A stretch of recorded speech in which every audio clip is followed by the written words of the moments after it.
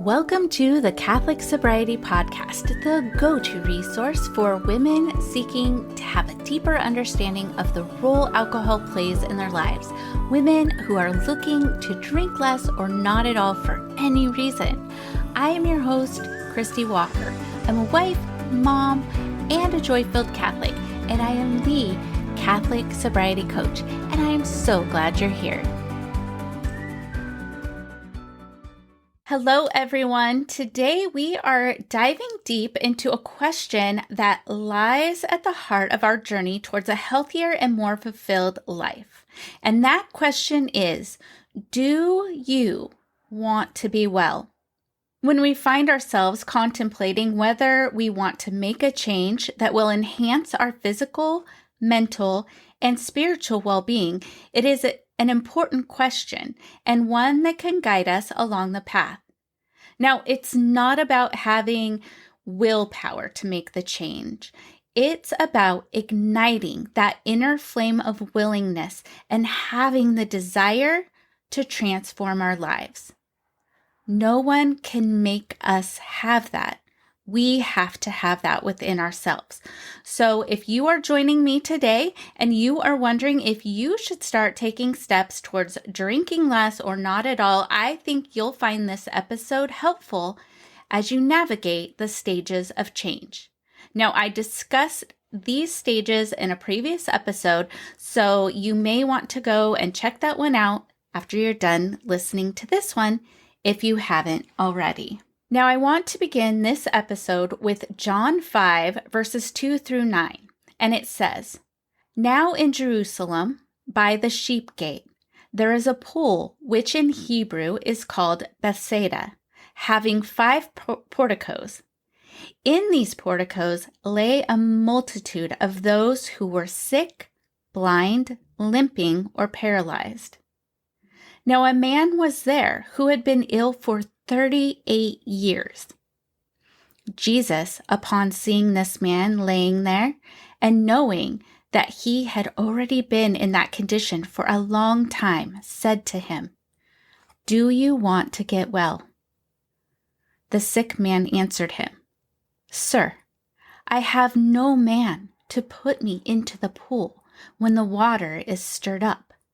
But while I'm here coming, another steps down before me.' Jesus said to him, 'Get up, pick up your pallet, and walk.' Immediately, the man became well and picked up his pallet and began to walk." Why would Jesus ask the man, "Do you want to get well?" The man had been ill for 38 years, and who knows how much of that time he had been at that pool. This man was sitting helplessly on the grand steps at the edge of the pool, waiting for the water to be stirred up, which was believed to have been caused by an angel of the Lord, who would grant healing to anyone who made it into the pool while this was occurring. Surely he wanted to be well, didn't he? I imagine that the atmosphere there must have been one of misery and hope. When the waters were still, these people who suffered from a variety of afflictions may have been feeling depressed, sad, anxious, and then, as soon as the waters bubbled up, hope was instantly restored, and there was probably a great commotion and lots of excitement as people clamored to get into those waters. Jesus asked the man, "Do you want to get well?" The first thing to notice is that the man didn't exclaim with excitement, "Yes, yes, I want to be well." Instead, he answers with an excuse of sorts. "Sir, I have no one to put me into the pool when the water is stirred up, and while I'm going, another steps down." And this is probably true. There really weren't many options for those suffering from physical or mental health issues in those days. The man couldn't work a trade, and if he had no family to care for him, he could only beg for money and hope that one day those waters would heal him. But why would the man offer an excuse instead of saying yes? Well, he didn't know who Jesus was or that he could heal him. But at the very least, maybe he could have seen how strong and able-bodied Jesus was and asked him to help him get into the waters as soon as they started to bubble. I wonder, though, was he afraid to dare hope for healing because he had been disappointed so many times?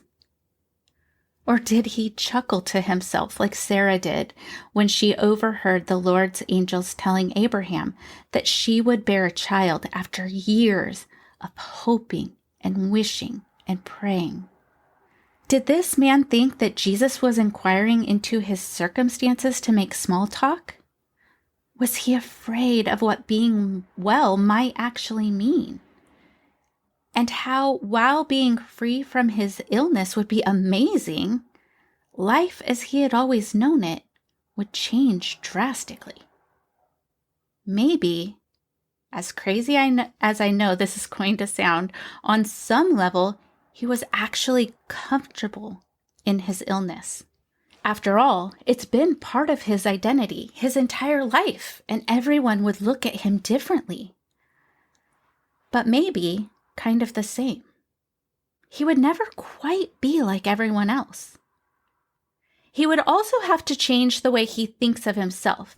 No longer the beggar, the invalid, the reject, and victim. He would need to embrace his new life and carry himself with dignity while glorifying God with his life. Even though being free from his illness would transform him and make all things new, it would be hard. There would be a lot of work to do. It would be worth it, but it would take time. Jesus asks, "Do you want to get well?" Jesus is drawn to this man specifically. He knows the man's heart. Wouldn't he just know that the man wants to be healed? Did he sense some fear in the man's heart when he contemplated what being well would actually mean for him? Here's the thing, though.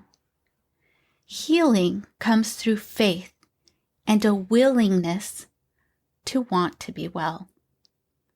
Out of immense love, care, and concern for this man, Jesus doesn't assume or heal without permission. When Jesus says, "Get up, pick up your pallet, and walk," immediately the man became well and picked up his pallet and began to walk. Jesus is asking the man to trust. Jesus instructs the man to make an act of faith and obey and do 3 things that in his 38 years of illness has not done. He's to get up, pick up his pallet, and walk. Now that all sounds so simple for us, but for this man, it was beyond comprehension. To do so would be a total miracle. But he did.